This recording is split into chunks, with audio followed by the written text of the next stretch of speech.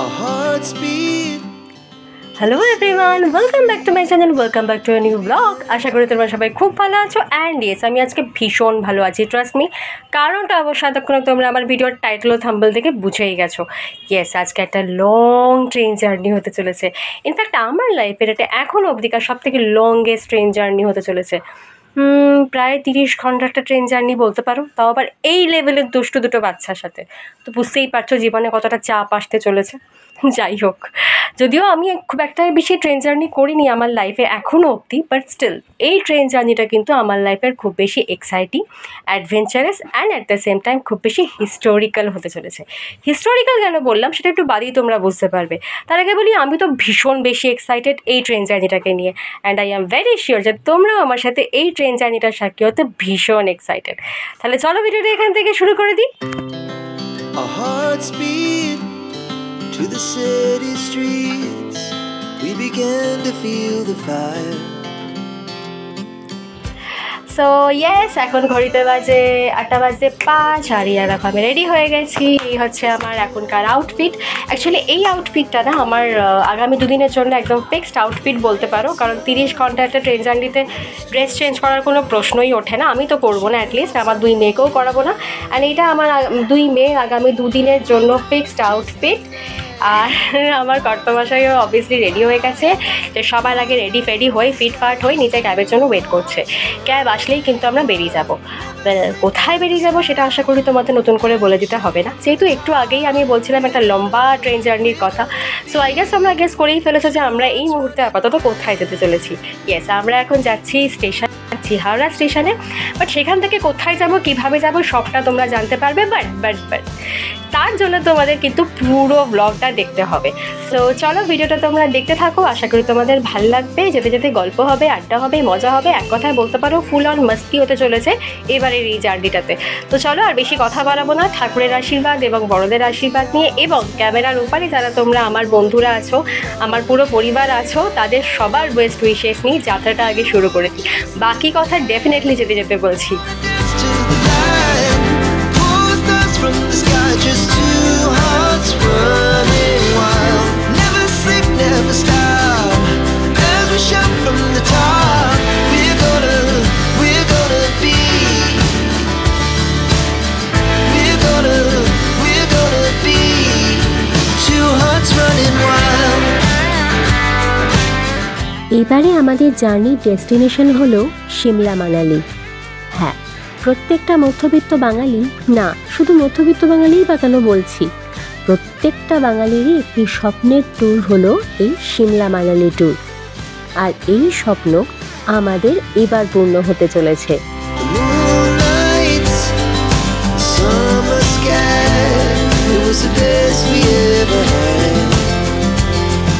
তো এই জার্নিতে যখন যেরকমটাই হবে সবটাই তোমাদের সাথে শেয়ার করব।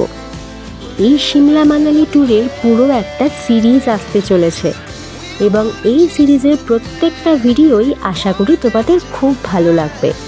আর ভালো লাগলে কি করতে হবে আশা করি তোমরা সবাই জানো। তোমাদের ভালো লাগাটা আমাকে জানাতে হলে একটা ছোট্ট লাইক করতে হবে। আর এই সিরিজের প্রত্যেকটা ভিডিওর নোটিফিকেশান যাতে তোমরা সবার আগে পাও, সেই জন্য আমার চ্যানেলটা সাবস্ক্রাইব করে পাশে থাকা বেল আইকনটাকে ক্লিক করে অল বাটন প্রেস করে রাখতে হবে।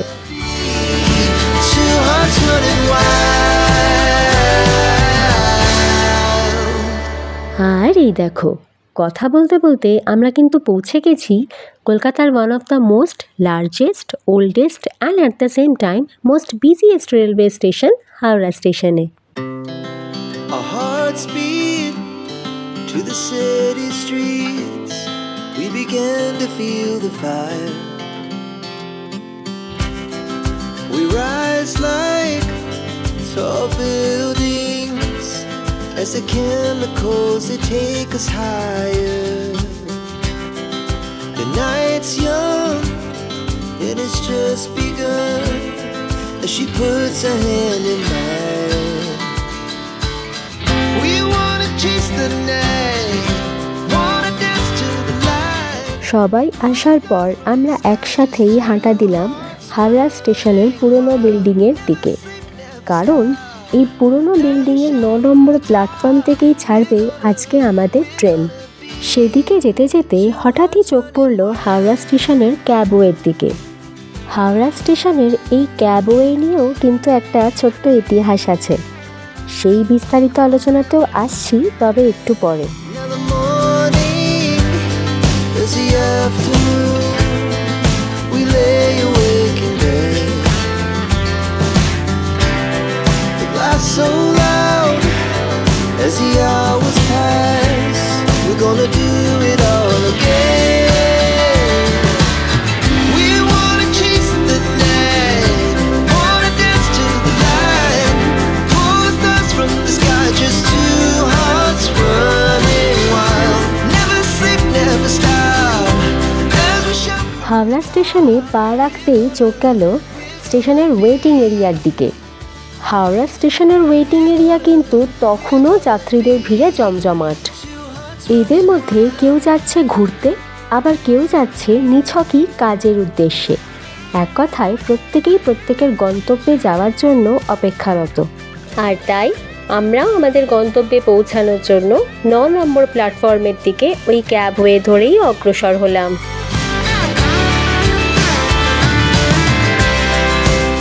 হ্যাঁ, যেটা বলছিলাম এই ক্যাবওয়ের ইতিহাস সম্পর্কে।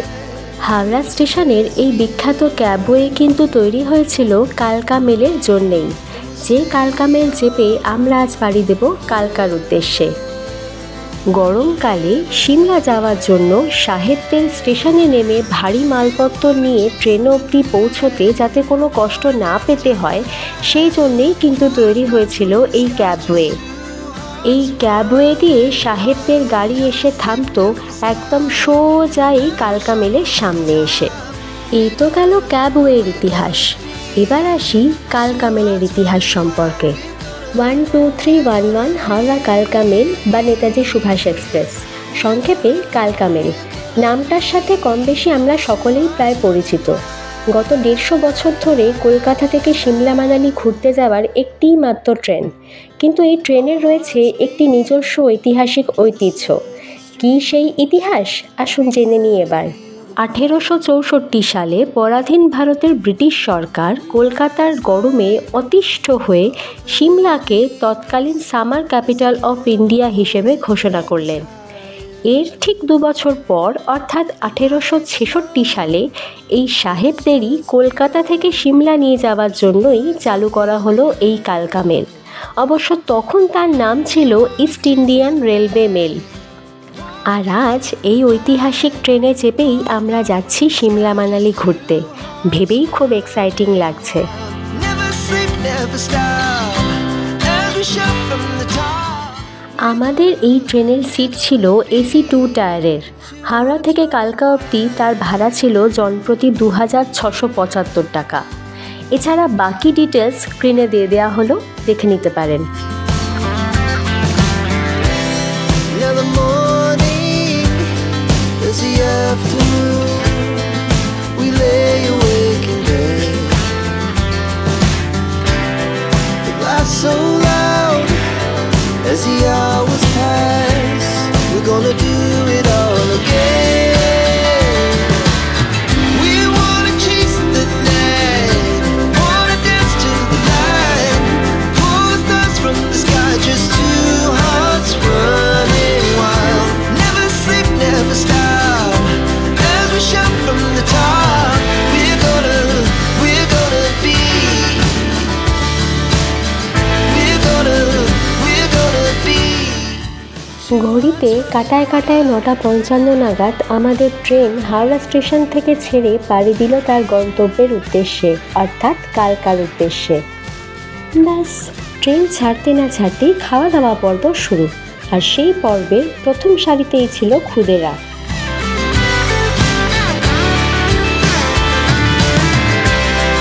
The moonlight, এবার পালা বড়দের। it was the best we ever had. এই প্রসঙ্গে একটা কথা বলে রাখি, খাবার দাবার ও তার সমস্ত সরঞ্জাম আমরা ভাগাভাগি করে ঘর থেকেই এনেছিলাম, আর তাই এখন ট্রেনে বসে বাইরের সিন সিনারি দেখতে দেখতে আরাম করে বসে খেতে পারছি। Wanna dance to the light.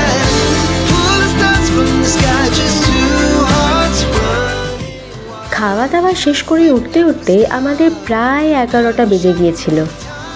ব্যাস এবার আর কি, বাচ্চাদের ঘুম পাড়িয়ে আমাদের শোয়ার পালা। আর তারই তোড়জোড় চলছে আর কি। আমার কর্তামশাই আমার আর আমার ছোট মেয়ে সাইড লোয়ার বার্থের বিছানাটা করে দিচ্ছে। শুয়ে তো পড়বই, বাট তার আগে তোমাদের এই AC 2 টায়ারের বাথরুমটা একবার ঘুরিয়ে নিয়ে আসি। We began to feel the fire. We rise like tall buildings as the chemicals they take us higher. The night's young and it's just begun as she puts her hand in mine. Bathroom মোটামুটি যা দেখলাম পরিষ্কারই ছিল বলা চলে, তবে সবথেকে আমাকে যে জিনিসটা অবাক করেছে সেটা হলো বেরিয়ে এসে দেখলাম মাথার ওপরে বাথরুমের স্ট্যাটাস। সেটা হলো বাথরুম অকুপাইড অর এমটি। পরিষ্কার সেটা লাল ও গ্রিন সিগন্যাল দিয়ে বোঝানো হচ্ছে। এদিকে আমি মেয়েকে ঘুম পাড়াচ্ছি আর ওদিকে ট্রেন সবে ঢুকছে বর্ধমান স্টেশনে।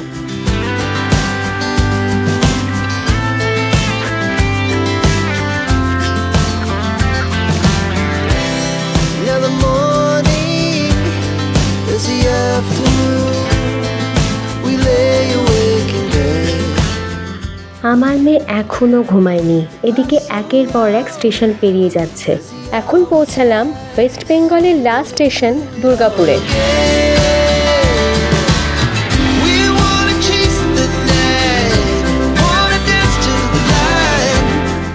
ঘড়িতে তখন কাটায় কাটায় প্রায় 12টা।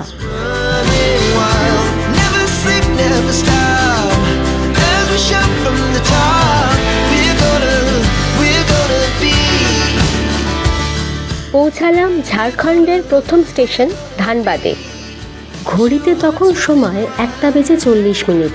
আমাদের ট্রেন এখন আপাতত 5 মিনিট বিফোর টাইমে রান করছে। এইবারই সেই স্টেশনের পালা যে স্টেশনকে আমি চাক্ষুষ দেখার জন্য দু চোখের পাতা এখনও এত রাত অবধিও এক করতে পারিনি। স্টেশন গোমো জংশন বা নেতাজি সুভাষচন্দ্র বোস গোমো। এই স্টেশনের আরেক নাম নেতাজি সুভাষচন্দ্র বোস গোমো এবং কালকা মেলের অপর নাম নেতাজি সুভাষ এক্সপ্রেস হওয়ার পেছনে কারণটি একই সূত্রে বাঁধা। বলা হয় নেতাজি সুভাষচন্দ্র বোস শেষবারের মতো ভারত ছাড়ার আগে এই গোমো স্টেশন থেকেই আমাদের এই কালকা মেলে চেপেই পাড়ি দিয়েছিলেন বিদেশের উদ্দেশ্যে, এবং সেই থেকেই এই স্টেশনের অপর নাম নেতাজি সুভাষচন্দ্র বোস গোমো এবং কালকা মেলের অপর নাম নেতাজি সুভাষ এক্সপ্রেস রাখা হয়। আর আজ এই মুহূর্তে এই ঐতিহাসিক স্থানে এসে দাঁড়িয়েছে আমাদের এই ট্রেন, ভেবেই গায়ে কাঁটা দিচ্ছে। যাই হোক, আমাদের ট্রেন এখনও কিন্তু মোটামুটি রাইট টাইমেই রান করছে। তবে আর নয়, আর পাচ্ছি না, যা দেখার ছিল দেখা হয়ে গেছে। এবার একটু দু চোখের পাতা এক করে বরং ঘুমানোর চেষ্টা করি। আবার দেখা হচ্ছে কাল সকালে, ততক্ষণের জন্য গুড নাইট। ঘড়িতে এখন বাজে 3:10। ভাবছো এখনও জেগে আছি কেন? আর বলো না, ঘুমোতে তো গিয়েছিলাম, কিন্তু আমার ছোটো মেয়ে আমায় ঘুমোতে দিলে তো। সাইড লোয়ারের বার্থটা পুরোটা জুড়ে সে আরাম করে হাত পা ছড়িয়ে শুয়ে আছে। আমি পাশে শুতে গেলেই আমাকে সরিয়ে দিচ্ছে। কি আর করি, অগত্যা গোটা রাতটা আমাকে এভাবে সাইডে বসে বসেই কাটিয়ে দিতে হলো। গুড মর্নিং বন্ধুরা, আজ আমাদের জার্নির সেকেন্ড ডে এবং একটি ব্র্যান্ড নিউ সকাল। আমরা একটু আগেই ক্রস করেছি গয়া এবং এখন এসে পৌঁছালাম অনুগ্রহ নারায়ণ রোডে, অর্থাৎ কলকাতা থেকে কিন্তু 500 কিলোমিটার ডিস্টেন্স আমরা অতিক্রম করে ফেলেছি। সাথে সাথে প্রবেশ করেছি 3 নম্বর স্টেটে।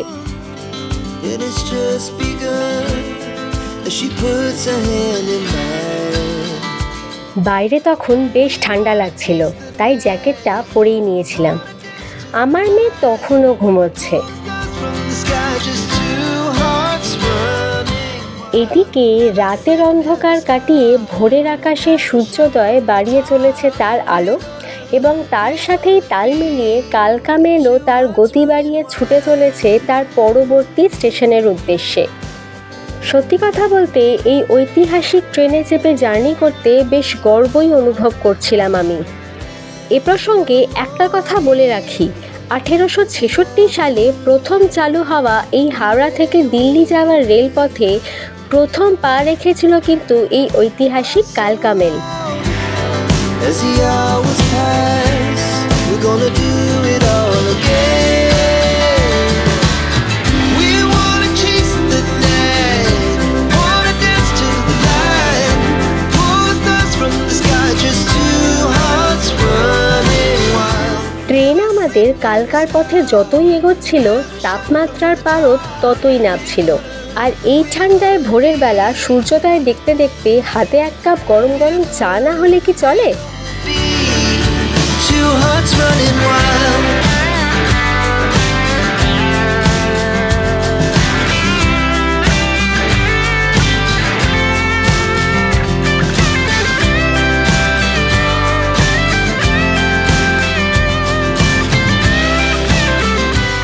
সাতটা বাজতে 10-এ আমাদের ট্রেন এসে পৌঁছালো সাসারামে।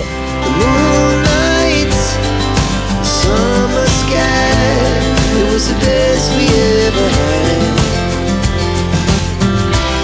And we'll stay on forever, we'll never have regret. এর পরের স্টেশন উত্তরপ্রদেশের প্রথম স্টপেজ মুঘলসরাই জংশন বা পণ্ডিত দীনদয়াল উপাধ্যায় জংশন।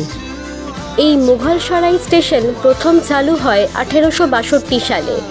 ইংরেজরা মূলত এটাকে চালু করেছিলেন ইস্ট ইন্ডিয়ান রুটের গেটওয়ে হিসেবে, এবং এটি একসময়কার সেকেন্ড বিগেস্ট স্টেশন ছিল ইন্ডিয়ার। এই স্টেশনটি এমনই একটি জংশন যা পুরো দেশকে ক্রিসক্রসভাবে জুড়ে দেয়। পরবর্তীকালে 2018 সাল নাগাদ এই স্টেশনের নাম পরিবর্তন করে রাখা হয় পণ্ডিত দীনদয়াল উপাধ্যায় জংশন। তবে এই ট্রেনের মেনটেনেন্স কিন্তু ভীষণই ভালো বলা চলে, কারণ কিছুক্ষণ অন্তর অন্তরই আমাদের ট্রেনের কামরাগুলো পরিষ্কার করা হচ্ছিল। Our hearts beat. আর আমাকে দেখো কি সুখেই না সময়টা কাটছে। রাতে ঘুমটা ঠিকঠাক না হলেও ভোরবেলা উঠেই এরকম জানলার ধারে সূর্যোদয়ের সাথে এরকম প্রাকৃতিক সৌন্দর্য, সাথে এক কাপ গরম গরম চা, ব্যাপারটাই আলাদা। আর আমার 2 মেয়ে তখনও ঘুমের ঘরেই সিমলা মানালি ভ্রমণ করতে ব্যস্ত। ব্যাস হয়ে গেল আমার সুখের সময় শেষ। 2 মেয়ে হঠাৎ দেখি উঠে বসে পড়েছে। ব্যাস মায়ের ডিউটি শুরু। মুখ ধোয়াও, ব্রাশ করাও, জল খাওয়াও, জল খাবার খাওয়াও, ব্যাস একটার পর একটা কাজ। তবে ঘুমের ঘরে সিমলা মানালি ঘুরতে ওরা খুব বেশি সময় লাগায়নি, সবে 9:45। We're gonna be two hearts running wild.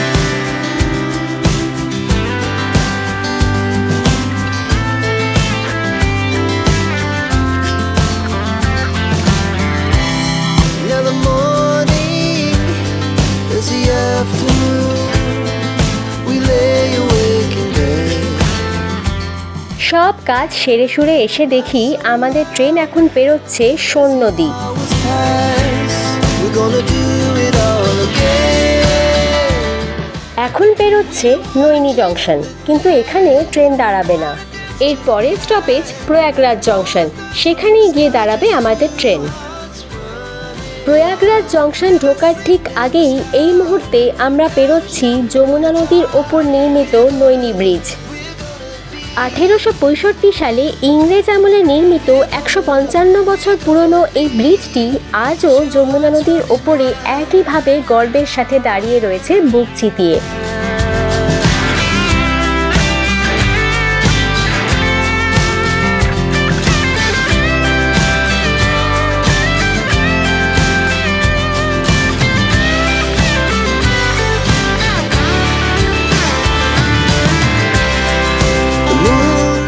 ঢুকছি প্রয়াগরাজ জংশনে। এখানেই প্রতি 12 বছর অন্তর অনুষ্ঠিত হয় কুম্ভ মেলা। এবং এবছর অর্থাৎ 2025 সালে এই স্থানে অনুষ্ঠিত হয়েছিল মহাকুম্ভ মেলা।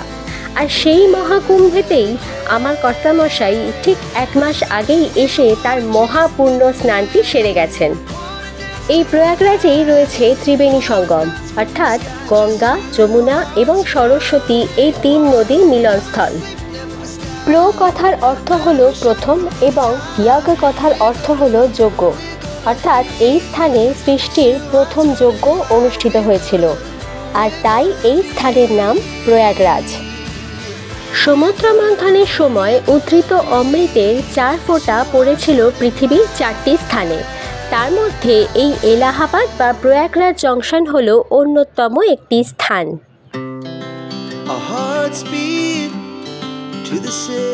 11টা প্রায় বাজতে যায়, চলো এবার জলখাবারটা সেরেই ফেলি, কি বলো?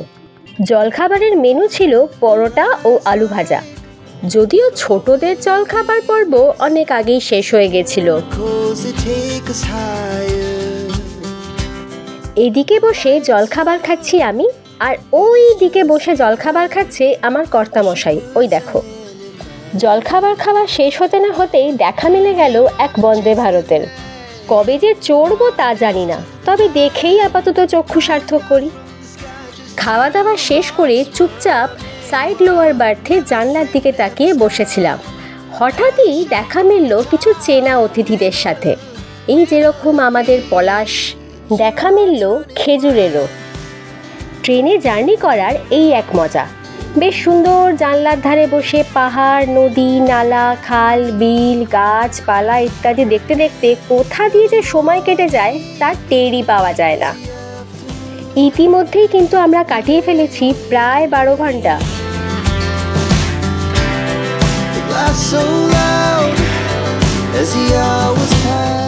ঢুকছে কানপুর সেন্ট্রাল, অর্থাৎ আমাদের জার্নির 1000 কিলোমিটার কিন্তু আমরা অতিক্রম করে ফেললাম।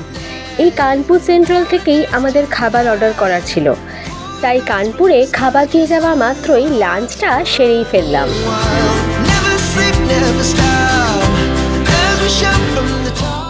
খাওয়া দাওয়াটা শেষ করে অনেক যুদ্ধের পর প্রায় 4টে নাগাদ আমার ছোট মেয়েটা একটু ঘুমালেও বড় মেয়েটার চোখে তখনও ঘুম নেই। ওই যে বসে বসে এখন আঁকাজোকা করতে ব্যস্ত।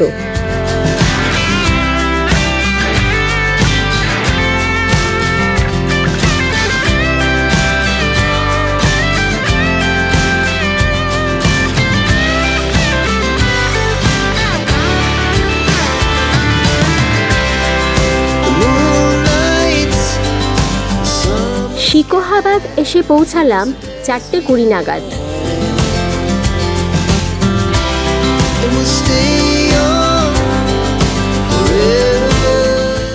এবার একটু জায়গা পরিবর্তনের পালা।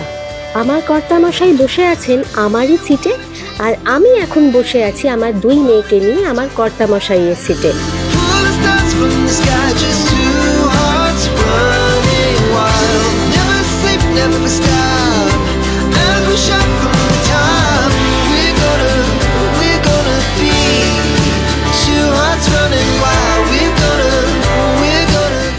আর এভাবেই সূর্যাস্তের সাথে সাথে আমরাও আমাদের জার্নির আরও একটা দিনের আলো থেকে অন্ধকারে প্রবেশ করলাম।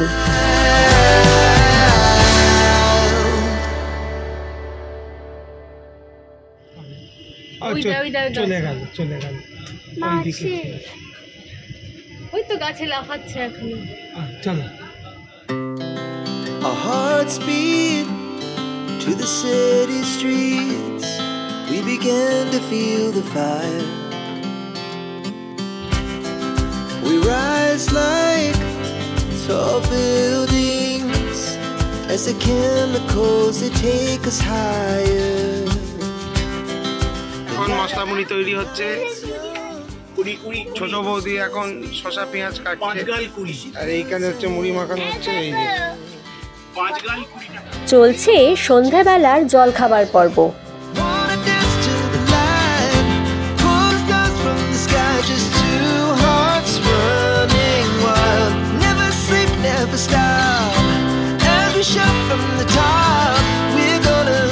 We're gonna be too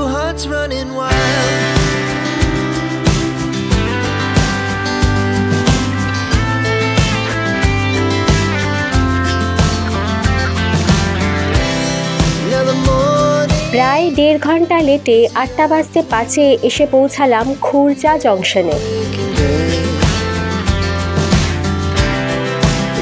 So loud as the hours pass, we're gonna do it all again.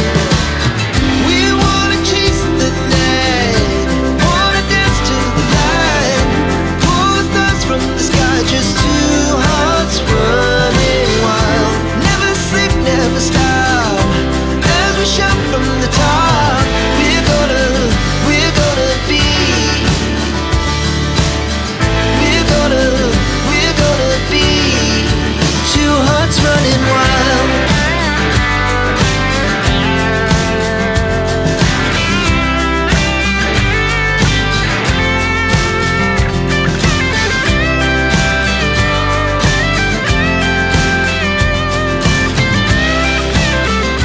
রাতের ডিনারটা আমাদের দিল্লি থেকেই অর্ডার দেওয়া ছিল, বাট ডিনারের ভিডিও করার মতো আর কারোরই এনার্জি ছিল না। ব্যাস আর কি, খেয়ে দিয়ে এবার ঘুম, কালকে সকালবেলা কখন কালকা পৌঁছাবো তার অপেক্ষা। তাই আজকের মতো গুড নাইট, দেখা হচ্ছে খুব সম্ভবত কাল সকালে কালকা নেবে।